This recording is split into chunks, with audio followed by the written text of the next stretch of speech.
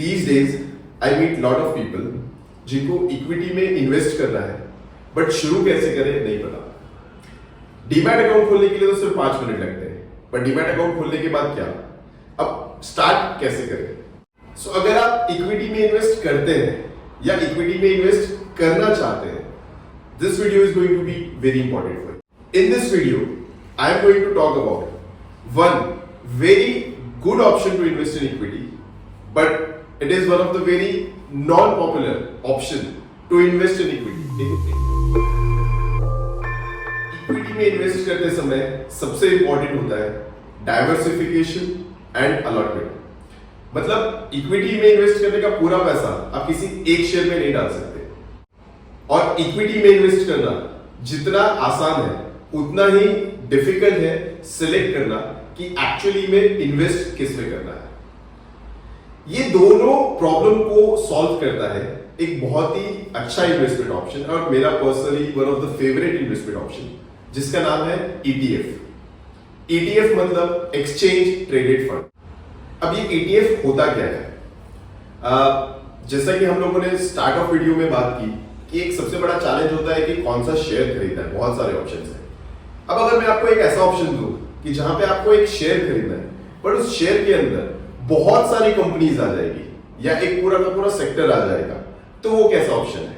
So that is actually ETF। So what ETF does is कि ETF में जो पूरा का पूरा फंड है, वो पूरा पैसा किसी एक शेयर में इन्वेस्ट नहीं होता, बल्कि पूरे के पूरे इंडेक्स में या फिर पूरे एक सेक्टर में इंडेक्स इन्वेस्ट होता है।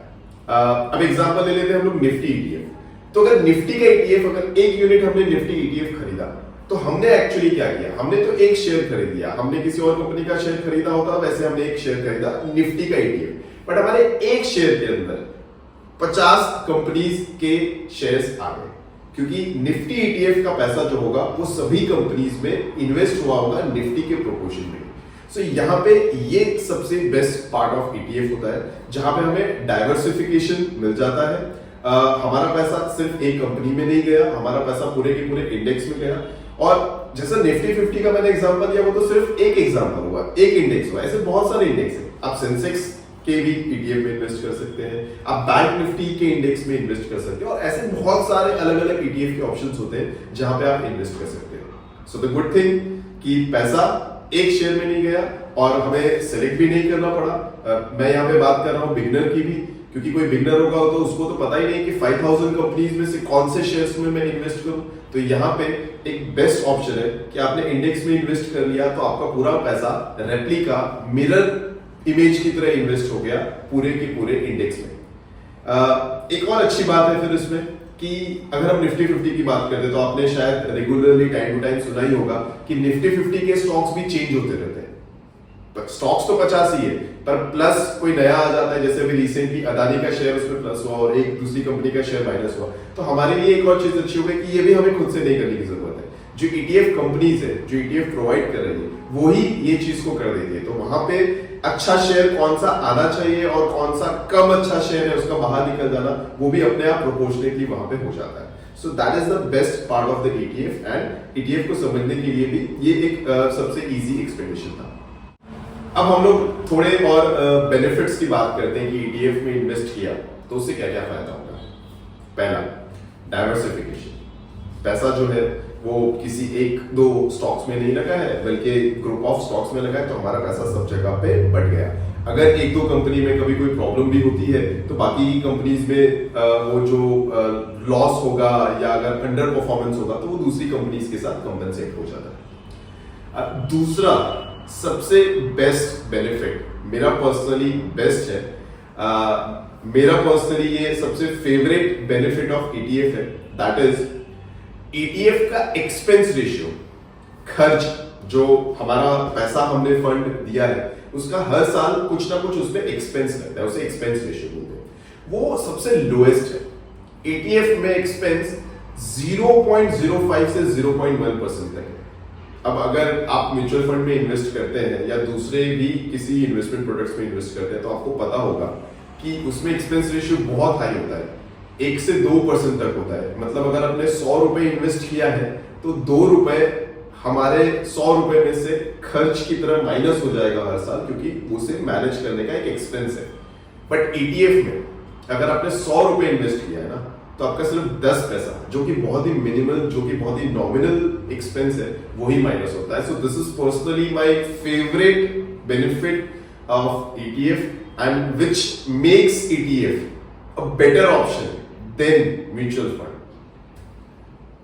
तीसरा बहुत अच्छा बेनिफिट एक ईटीएफ का ये भी है कि these are traded on stock market, stock exchange in market hours. मतलब ईटीएफ को अगर आपको खरीदना है, आपको बेचना है, तो आपको 9 से 3:30 के बीच में ही मार्केट में उसे ईटीएफ को बाय और सेल करना है। जैसे क्योंकि हमने शुरुआत भी वीडियो में इसी तरह से किया कि ETF is just like a share, तो आप शेयर कब खरीदते हैं? मार्केट में, मार्केट आवर्स में खरीदते हैं। तो same you can do with the ETF. Now these were the actual benefits of investing in ETF. Now, if we see, ETFs are less popular compared with the mutual funds.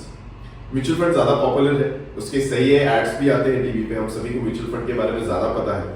शायद आप लोग ये video देख रहे होंगे तो आप ETF के बारे में आपने शायद सुना भी हो, ऐसा भी पॉसिबल हो, नहीं भी सुना हो, ऐसा पॉसिबल हो, बट म्यूचुअल फंड के बारे में सभी जानते हैं। So it is important to compare mutual fund versus ETF. दोनों में सिमिलैरिटी या दोनों में डिफरेंस क्या है?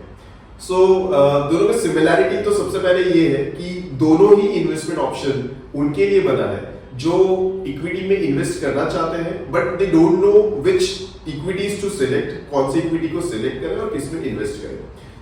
दोनों बिगनर के लिए है, mutual fund and ETF. But दोनों में जो हमारा पैसा होता है उसको इन्वेस्ट करने का जो तरीका होता है ना, वो बहुत ही डिफरेंट है। ईटीएफ में जैसा मैंने कहा कि ईटीएफ का जो पैसा जब हम ईटीएफ में इन्वेस्ट करते हैं तो वो किसी एक इंडेक्स को, किसी एक सेक्टर को पूरा का पूरा रेप्लिका, उसको पूरा का पूरा मिरर करता है, सेम टू सेम करने की कोशिश करता है। But what happens in mutual fund, it is a totally different thing. Mutual fund में फंड मैनेजर्स होते हैं और फंड मैनेजर्स का काम होता है स्टॉक्स को सिलेक्ट करना, कौन से स्टॉक में इन्वेस्ट करना है। वो उनका एक पर्सनल डिसीजन होता है, वो किसी इंडेक्स को रेप्लिका नहीं करते। तो इसके फायदा भी है और इसका नुकसान भी है। ये एक मेन सिमिलैरिटी या डिफरेंस हम कह सकते हैं। बट ईटीएफ म्यूचुअल फंड को एक जगह पे बीट कर जाता है एक्सपेंस रेशियो में। म्यूचुअल फंड में इन्वेस्ट करने का एक्सपेंस रेशियो हाई है, ईटीएफ में इन्वेस्ट करने का एक्सपेंस रेशियो बहुत ही कम लगता है। म्यूचुअल फंड्स जो है वो ट्रेड नहीं होते लाइव मार्केट में। अगर हमें परचेज या सेल करना होता है तो that is done at the closing NAV. But ETF जैसा मैंने कहा आपको कि ETF is traded on stock market, so पूरे दिन में कभी भी उसको बाय सेल किया जा सकता है, उनके रेट्स उस टाइम पे चल रहे होते हैं। So I hope now you know more about one of the investment option which is not yet popular, और आपको उसके बारे में जानकारी मिली होगी। But still if you have any query, so you can definitely get in touch with me. You can drop me a message. I'll be solving your query. Thank you so much.